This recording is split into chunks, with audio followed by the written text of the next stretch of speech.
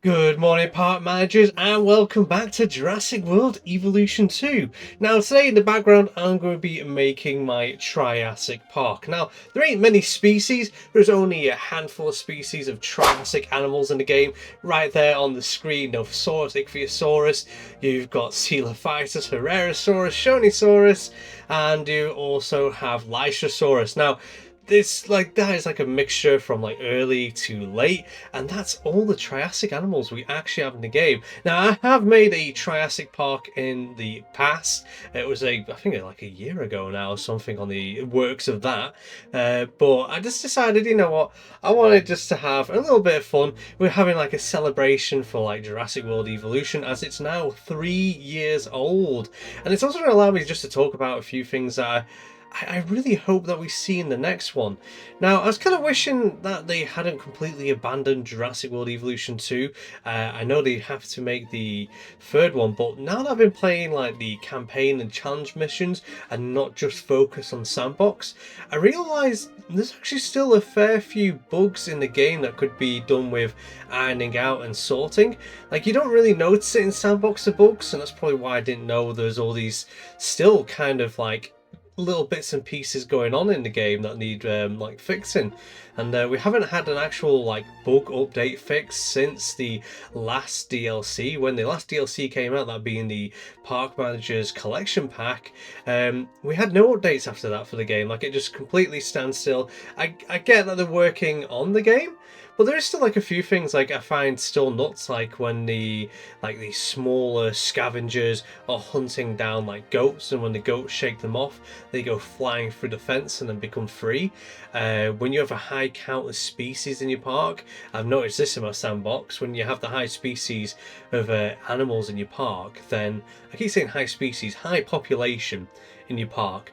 Eventually, some of them will just randomly phase through the fence and just be like loose. So it's not even just a scavenger being shaken off a prey item. It could be even a herbivore just, you know what, go for a wander throughout your park. I mean, it's not a major thing. You could dart it and then put it back in, but I feel like it's something that could do with being fixed, or at least being acknowledged in the next Jurassic World, so we don't have them just randomly loose. Because I can imagine if you're doing a challenge mode and that happens, that could be quite frustrating. Especially, obviously, it'll scare your guests, it injures your guests, and less guests come into your park, etc., etc. And there's a few other things I was just like, oh, well, that's kind of been like sort of left, and that could have been sorted out.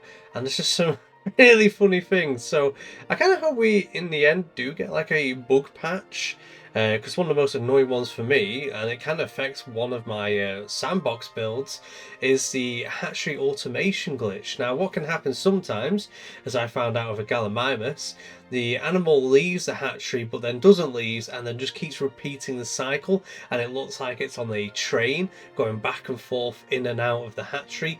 And then one, you can't do anything about it. You can't dart the creature, you can't hurt the creature or scare it away with a car, and two, you can't delete the hatchery. So that hatchery is then there for life, and you can't even use it. So I'd say I'd love to see get fixed if they do ever bring out a bug fix for this game. Because I mean, they're only minor things. Like, some you can fix yourself, like where the animal gets stuck, you dart it, you transport it. But something like that hatchery glitch, it's just so incredibly annoying because there's nothing you can do about it. Like, it'd be alright if you could just delete it and then the Gallimimus just run off free, or the Gallimimus just disappears. But yeah, that's it. You're kind of stuck with that hatchery, a hatchery you can't use or get rid of, which is kind of annoying. But anyways, as you can see right now, I've just nearly done the first part of the island here. I did really enjoy making it. So when I was building this, I wasn't feeling well, so I didn't really do like a voiceover. And when I say feeling well, I didn't have the breath to do it. I have really bad asthma, so I couldn't do any voiceovers or anything like that. And I was just like, you know what, I'm just going to chill, play the game the way I just want to. I'm not going to make anything super pretty. I just want to see some Triassic animals, make a really basic park, and keep it nice and simple. I probably might come back to this one and then just sort of like decorate it up a bit more, like actually put benches around, things like that, bins, lights. But as you can see, it's quite a basic park in the the considerate things really compared to some builds I do, and I was using brushes, and to be honest I quite enjoyed using some of the brushes for like as the main foliage for some of our like bigger animals that we've got in the game, in the Triassic period anyways. And yeah, it was just a nice fun like time. But yeah, going on to Triassic animals, I would love to see more Triassic animals in Jurassic World Evolution 3. Now, the Triassic period was like, it was a period of experimentation by nature itself. There is so many weird animals they could pick from.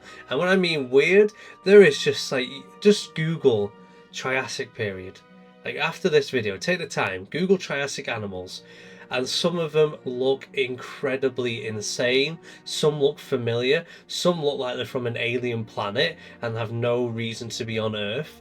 Like, they could pick so many cool Triassic species. I mean, the species we got they're okay, don't get me wrong. They're quite important fossil specimens.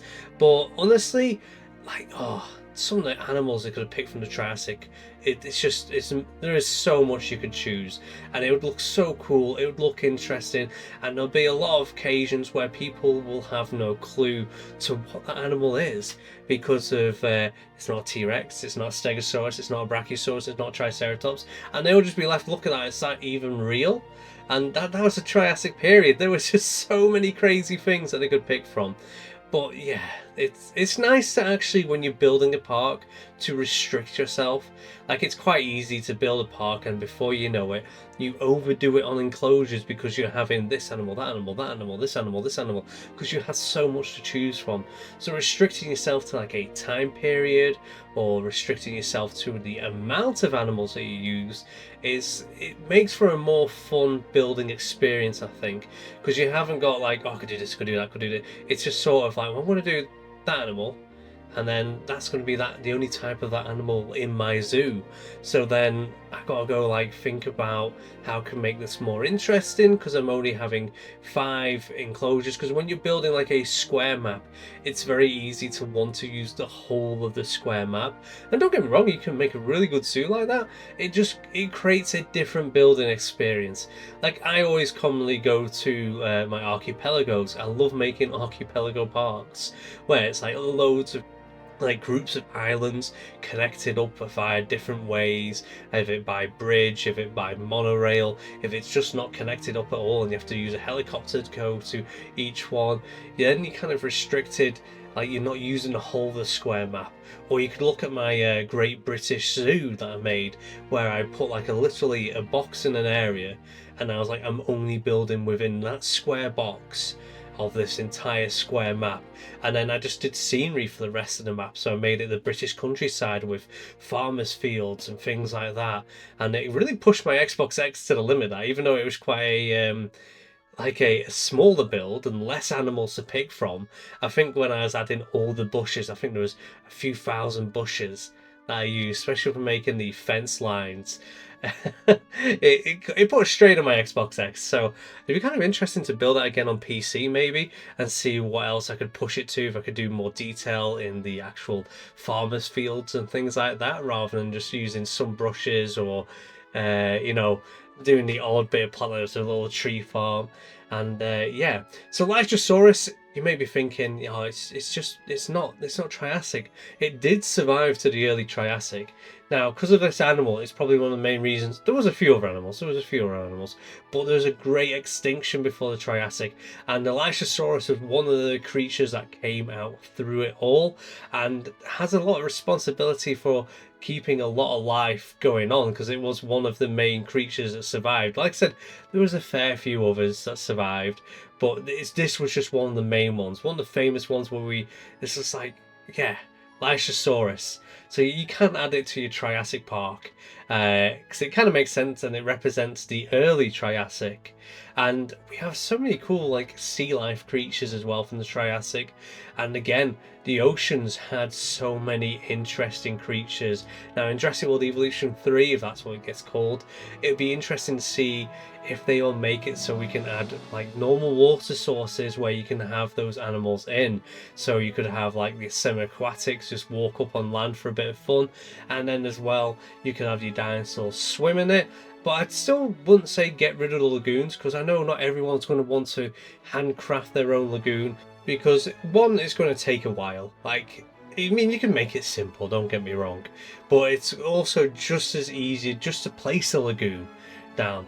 But then for those that want more complex lagoons, in the sense of like having it so it was like deeper, shallower, shallow in certain areas, deep in other areas, which is a tool they can use, because you can do that in Planet Coaster 2 with the swimming pools, make it shallow in one area, make it deeper at the other end, and that would be kind of cool, especially if you're doing like a beach style lagoon, and then be able to connect it up to normal land, or just keep it as a closed lagoon would be also quite a nice choice to do, because then you can, like I said, you could have like a joint enclosure. Let's say they add like some kind of crocodilomorph into the game, it can go into the pool, you would get a really cool lagoon view, and then it can go out to land, and then you get a nice like land view, and it can mix between the two.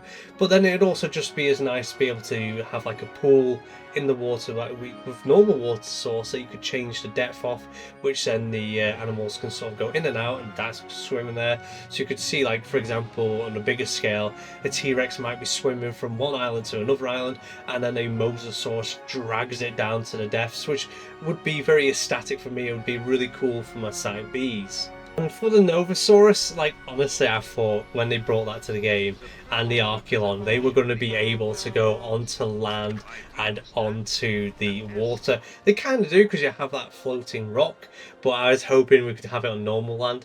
And just imagine all the different builds you could do with that kind of tool where land and water can mesh together.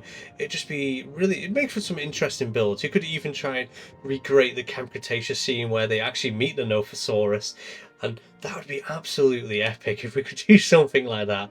I mean, I still won't be mad if they don't add that, because it's going to be a game with dinosaurs in it, and I really do love the evolution that Frontier have made. It's just such a really nice game, and like I said, it's been out for 3 years, this one, and I've played it, like I said, like I say in my live streams, I played this game nearly every week. And like even more so since I started this channel, I play it even more than I did back in the past. Like sometimes I'll just build an enclosure and go, that's a nice enclosure, and then get on with other things I have to do on my life. And this is the best thing about this game, is you can just like build a bit, save a bit, build a bit, save a bit. You never have to be finished. Like I feel like some people, when I'm talking to them, they feel like, oh, I never got to finish that, etc., and I'm not really liking it. You can always come back to it. And this is one of the beautiful things about this game, and like again, the community is so good for this game. There's so many like places on Facebook, they also have their own forums, there's loads of Discord pages, there's loads of live streamers that still play this game, and YouTubers that you can talk to, and it's a really vast like community, which I feel makes this game live on. And there's even still a vast community of Jurassic World Evolution 1, which again keeps that game alive. It's a game I still play, which I should do a bit more like videos to it, because it is on my Xbox. I don't really have a working Elgato anymore, so it'd be a little bit longer and harder for me to do videos, but something I will definitely do. Anyways, I hope you've enjoyed my little chat about my Triassic Park and what I hope to see in Jurassic World Evolution 3, or whatever they end up calling the game. And I really did enjoy this park, and again I'm probably going to come back to it, upgrade certain areas of it, make it look prettier. But yeah, this is my Triassic Park, and I hope it's giving you some kind of inspiration. Like I said, you don't have to build like tons of dinosaurs, tons of enclosures. You can narrow it down and still have a lot of fun, and also bring out something that looks rather nice. But as always, thank you for watching. Until next time, I'll see you later.